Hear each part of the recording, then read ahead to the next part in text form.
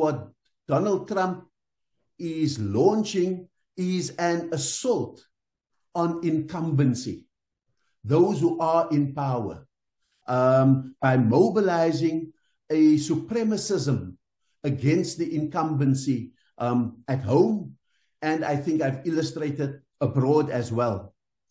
So in terms of that, the supremacist assault on incumbency, we see it in the domestic politics of the USA, the MAGA movement, the Make America Great Again movement, as a response, not simply to a supremacist instinct, but to very clear data that shows great demographic shifts in the USA, in which the voting electorate in the USA is projected to become 48% white, and that the possibility of a majority of minorities is looming on the horizon.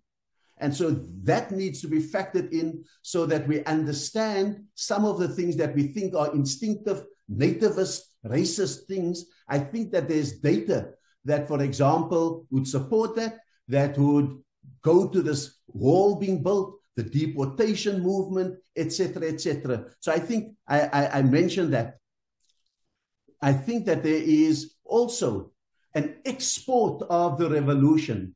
It's no accident that that Elon Musk has involved himself in UK politics and elevated a Nigel Farage and the reform movement in much the same way that it was instructive that on his way to the Munich Security Summit, Vice President Vance addressed the Alternative für Deutschland to strengthen them in their election campaign.